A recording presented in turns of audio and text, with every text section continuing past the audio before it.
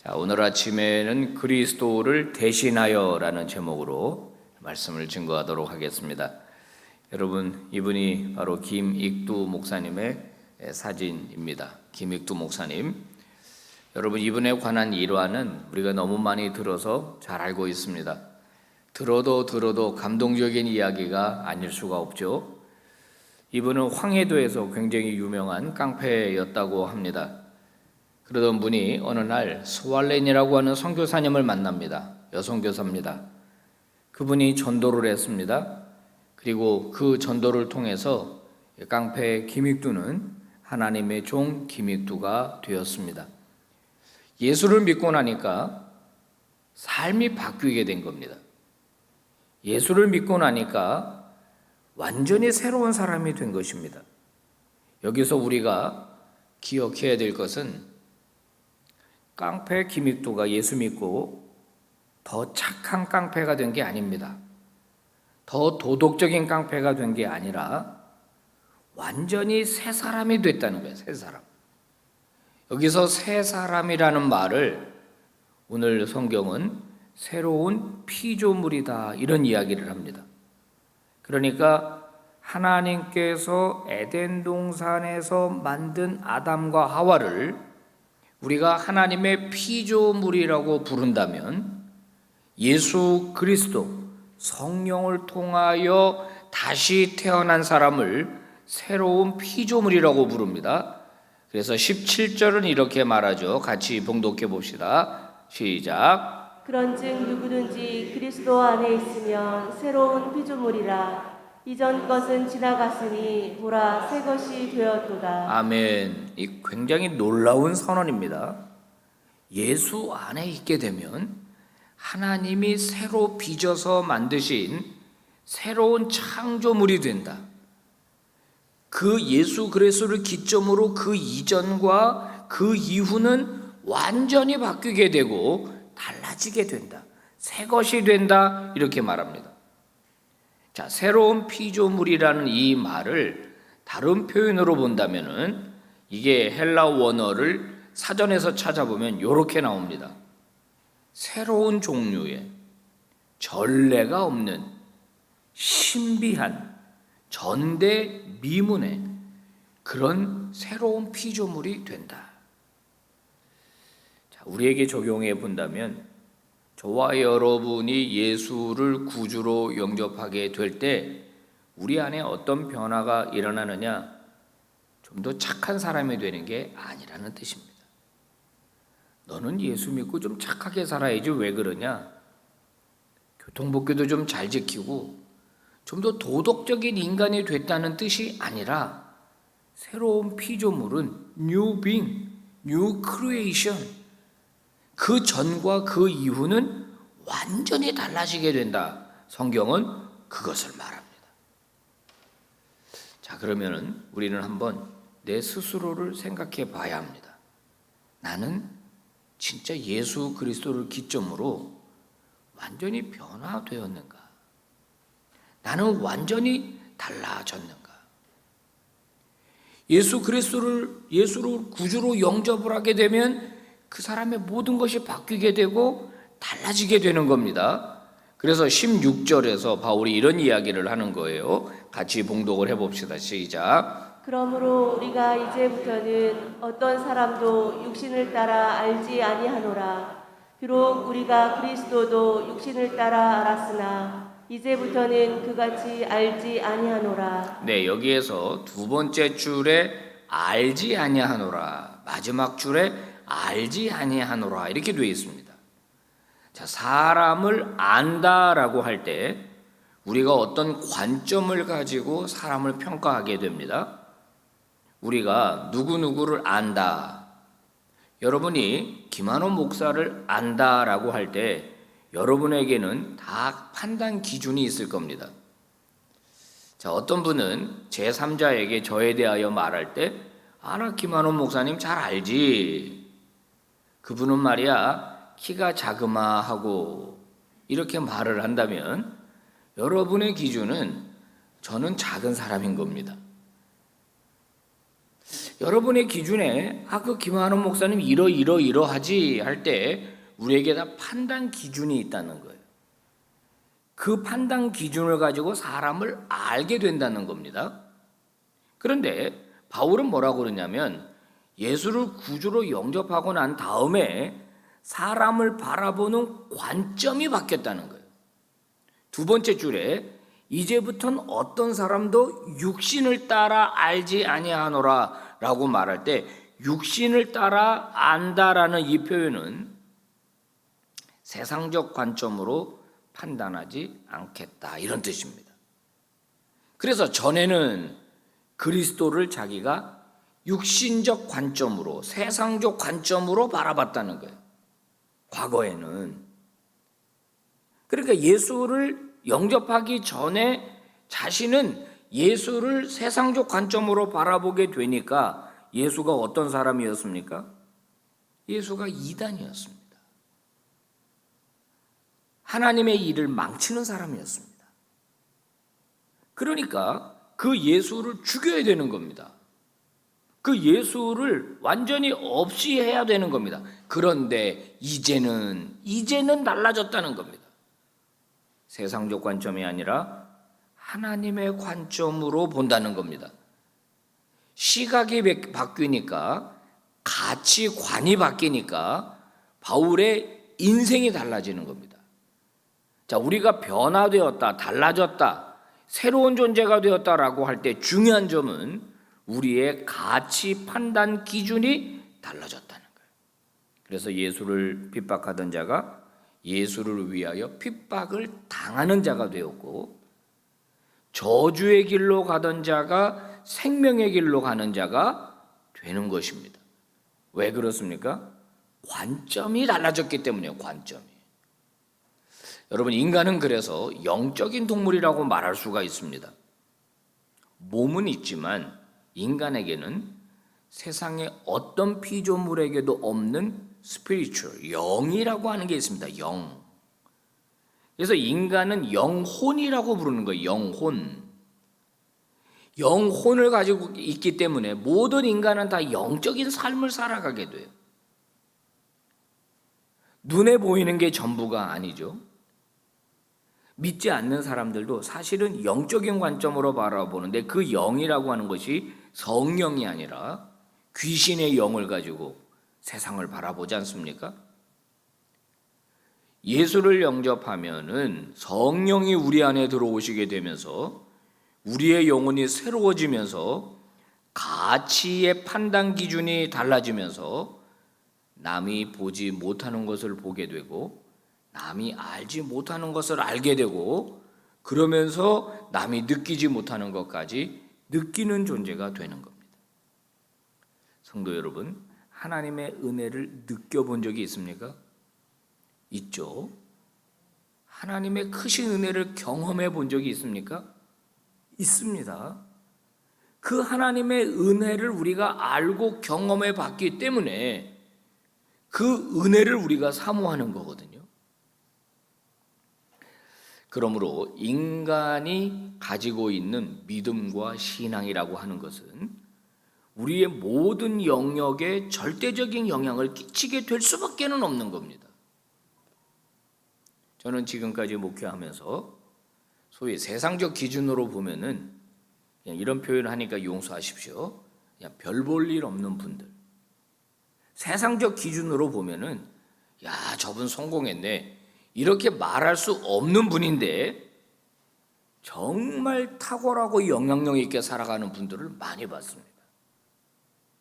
그분들은 다 예수를 영접하고 삶이 바뀐 사람들이에요. 가치 기준이 바뀌니까 삶을 살아가는 게 달라요. 그래서 사람이 반듯합니다. 반듯하고 사람이 겸손합니다. 그리고 왜 그렇게 따뜻하고 그리고 얼마나 이 겸손한지 모릅니다. 바로 이 예수를 영접하고 난 다음에 살아가는 이 사람들의 이 모습들이거든요. 믿음 하나를 가졌는데, 신앙 하나를 가졌는데 삶이 놀랍도록 바뀌더라는 거예요.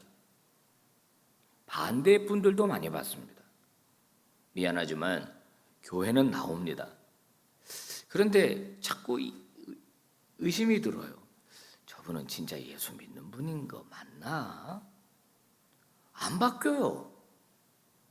교회 안에 와서도 여전히 세상적 기준을 가지고 판단합니다. 교회에 와서도 여전히 세상적 기준으로 살아가는 그런 분들이 있더라는 거예요.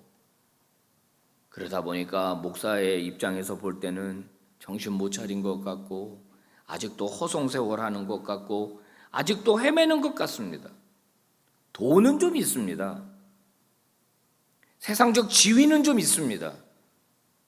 근데 살아가는 것을 보면은 저분이 진짜 예수 만나고 바뀐 사람이냐, 정말 새로운 피조물이 되었느냐라고 볼 때 아직 그렇게 되지 않은 분들도 많이 계시다는 것을 저는 알고 있습니다.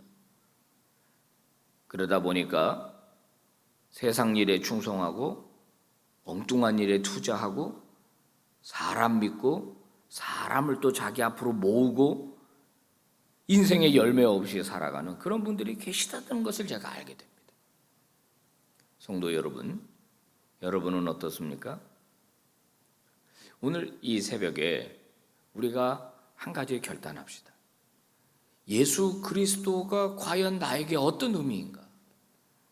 내가 예수를 믿는다는 것, 내가 신앙생활 한다는 것이 과연 무엇을 말하는 건가? 그것은 나에게 어떤 변화를 주었는가? 그것은 나를 어떻게 달라지게 했는가? 오늘 이 아침에 깊이 생각하고 예수 그리스도의 복음으로 새로워지는, 하나님의 뜻으로 새로워지는 믿음의 종들 되시기를 주의 이름으로 축복합니다. 자, 이렇게 새로운 피조물이 된 사람에게 바울은 하나님께서 사명을 주셨다고 말하는데요. 새 번역입니다. 20절 함께 봉독을 해봅시다. 시작. 그러므로 우리는 그리스도의 사절입니다. 하나님께서는 우리를 시켜서 여러분에게 권고하십니다. 우리는 그리스도를 대리하여 간청합니다. 여러분은 하나님과 화해하십시오. 자, 여기서 바울은 독특한 시각을 갖습니다. 그 독특한 시각이라고 하는 것은 뭐냐면은, 그렇게 과거에는 자신이 하나님을 비방하고 폭행하는 자였는데 자기를 사도 삼아 가지고 전혀 새로운 존재로 빚어주셔서 모든 관점을 바뀌게 하시더니 본인을 그리스도의 사절이 되게 하셨다는 거예요. 이 사절이 되게 했다. 지금 바울은 여기서 과거의 자신의 삶이 변화되었다는 것을 전제하고 있는 겁니다. 과거에 어떤 사람이었습니까? 예수 믿는 자들을 죽이고 폭행하던 자들이었습니다. 바울이 고백하듯이 내가 죄인 중에 괴수로다 이렇게 고백했던 것처럼 그는 죄인 중에 괴수였습니다. 근데 다마스커스로 가던 길에 예수를 만나고 난 다음에 바울이 완전히 달라졌지 않습니까? 완전히 뒤집어졌잖아요. 그의 관점이 완전히 달라지게 된 겁니다. 그는 오히려 예수를 전하는 자가 되었고 하나님의 대사가 되었습니다. 여기서 중요한 것은 뭐냐면 하나님을, 그리스도를 대신하여 이렇게 얘기했습니다. 우리에게 화목하게 하는 직분을 주셨다. 그 화목하게 하는 직분이 뭐냐? 바로 그리스도를 대신한 대사다 이렇게 얘기를 하는 겁니다. 여기 이 대사라고 하는 단어, 사신이 되었다라고 하는 이 단어가 영어 성경에 보면 엠베서더입니다. 엠베서더. 여러분 엠베서더 호텔이 있죠? 엠베서더는 대사입니다. 대사. 대자가 아마 큰 대자일 겁니다. 사자가 심부름 사자일 거예요. 큰 심부름을 하는 사람 이런 뜻이죠. 우리나라와 국교를 맺은 나라들에 우리나라는 외교관을 파송합니다.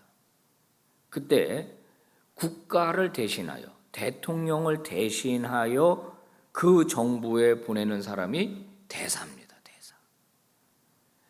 대통령이 직접 가야 되는데 직접 가지 않으니까 대신해서 대사를 보내는 겁니다. 비근한 예로 일본과 우리 관계를 볼 때 일본이 크게 뭔가 잘못을 하고 뭐 독도를 자기 땅으로 우기면서 뭐 교과서를 바꾸고 막 이렇게 할 때 우리나라 정부는 누구를 부르죠? 일본 대사를 부르는 겁니다. 그래서 일본 대사에게 항의를 합니다. 그럼 누구에게 항의하는 거예요? 일본에게 항의를 하는 겁니다. 이 대사라고 하는 건 대신해서 일하는 사람입니다. 아무나 시키지 않습니다. 신뢰할 만한 사람, 신이 많은 사람에게 시키는 거예요. 바울은 전에 핍박하던 자신을 부르셔서 완전히 새로운 피조물로 자신을 바꾸시더니 본인에게 바로 그리스도를 대신하는 대사의 직분을 주셨고, 그 직분은 본인에게만 준 것이 아니라 예수를 영접한 모든 그리스도인들에게 주셨다라고 말하는 거예요. 여기서 중요한 것은 대신한다는 거예요. 예수 그리스도께서는 우리에게 예수 그리스도를 대신하여 이 땅에서 일하도록, 이 땅에서 사역하도록 우리를 부르시고 우리를 임명하셨다라는 점을 저와 여러분이 꼭 기억하시기를 바라요. 이거를 잘 모르는 그리스도인이 많은 것 같아요. 우리에게 심부름을 시키려고 예수 그리스도가 저와 여러분을 부르셨는데 심부름은 제쳐놓고 자기 육신적인 일만 예수 그리스도에게 자꾸 대신해 달라고 기도하는 거예요.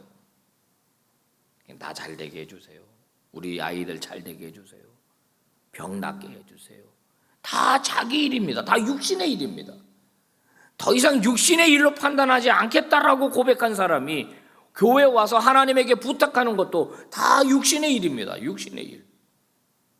예수님은 이렇게 말씀할 겁니다. 내가 너를 대신하여 이 땅에 보냈는데 너는 왜 나를 대신하지 않고 왜 육신적인 관점을 가지고 자꾸 세상적인 일만 나한테 구하느냐. 여러분, 이 사명을 깨달을 때 저와 여러분이 그리스도를 대신하는 대사로 이 땅에 보내졌다는 사실을 깨달을 때 우리의 인생은 놀랍게 변화될 것입니다. 많은 연예인들이 이미지를 좋게 하기 위해서 어떤 NGO 단체의 홍보대사들을 많이 합니다. 이분은 가수 폴킴이죠. 목사님, 폴킴이 누구예요? 하시는 분은 연식이 좀 오래됐다 이렇게 생각하시면 되죠. 유명한 가수입니다. 젊은이들이 좋아하는 환경부의 이제 홍보대사입니다. 홍보대사가 저렇게 사진을 찍고 홍보를 하면은 돈을 받지 않아요. 기업의 광고나 제품의 광고는 돈을 많이 받는데 이런 홍보대사는 이제 무료로 보통 많이 합니다. 여러분, 이 홍보대사 중에서 거의 원조격이 아닐까 하는 분이 있습니다. 한 여자아이가 불우한 가정에서 태어났습니다. 홀어머니랑 함께 살게 되죠. 너무너무 가난하니까 먹을 게 없었습니다. 진짜로. 그래서 물로 배를 채운다라는 말이 맞을 정도로 그렇게 살아가는 그런 가정이었습니다. 그런 아이였습니다. 거의 먹을 게 없어서 실신해가지고 죽기 직전에 이웃에게 발견된 적도 여러 번이었다고 합니다. 그런데 설상가상으로 2차 세계대전이 터져버렸습니다. 더 힘들고 더 가난했죠. 근데 이 모녀에게 감사하게도 한 NGO 단체가 와가지고 구호품을 전달해 줬습니다. 그 구호품으로 생명을 유지할 수가 있었습니다. 바로 우리가 잘 아는 유니세프, 국제연합 아동 구호 기금에서 이 아이에게 먹을 것을 준 겁니다. 성장을 한 이 여자아이가 유명한 연예인이 됐습니다. 영화배우가 됐습니다. 어릴 때 자신에게 그 빵을 주고 사랑을 준 이 단체를 잊을 수가 없었습니다. 그래서 그 여인은 자처해서 유니세프의 홍보대사가 됩니다. 이 여인이 우리가 너무나 잘 아는 영화배우 오드리 헵번입니다. 절망에 늪에서 나를 구해준 분들, 이제는 내가 그분들을 위해서 봉사하겠습니다 하면서 유니세프의 홍보대사가 됐다는 거예요. 여러분, 우리는 과거의 기억을 다 가지고 있지 못합니다. 우리의 기억이라고 하는 것은 시간이 지나면서 점차 이렇게 퇴색되는 건데, 안타까운 기억, 슬픈 기억들은 잊어버리는 게 좋겠죠. 그런데 은혜를 잊어버리면, 나를 구원해 주신 예수 그리스도의 은혜를 망각해 버린다면 우리는 진정한 행복과 진정한 기쁨도 다 포기하는 것이 되는 겁니다.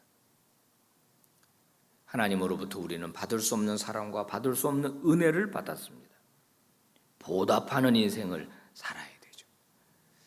하나님은 저와 여러분을 홍보대사로 쓰기를 원하십니다.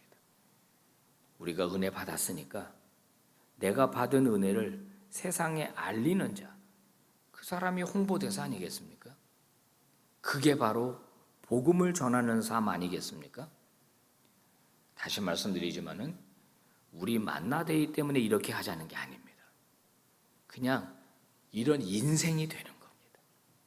그냥 이런 삶을 살아드리는 거예요. 우리가 내 평생의 삶을 통하여 예수를 홍보하고 예수를 전하는 그런 믿음의 종들 다 되시기를 주님의 이름으로 축복합니다.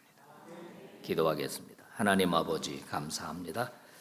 나를 대신하여 너희가 이 세상을 하나님께로 화목하게 하는 그리스도의 대사가 되어라.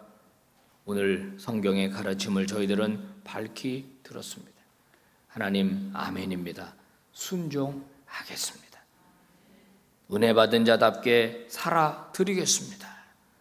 복음을 받은 자답게 살아 드리겠습니다. 나만을 위하여 믿는 예수가 아니라 예수를 위하여 살아드리는 내 인생으로 전환되는 그런 저희들이 되겠습니다. 오늘도 하나님 앞에 귀한 예물 드린 손길들 하나님께서 복내려 주시옵소서. 저들의 인성과 가정에 하나님 다함이 없는 은혜로 날마다 갚아주시옵소서. 우리 빛과 소금에 속한 모든 성도들, 오늘 하나님의 말씀을 경청한 모든 주의 백성들, 내가 예수 홍보대사라고 하는 것을 기억하고 예수 그리스도의 대사임을 기억하고 세상으로 나가서 많은 자들에게 복음을 알리고 은혜를 알리는 그런 직분 감당하게 하여 주시옵소서. 예수 그리스도의 이름으로 기도 올리옵나이다. 아멘.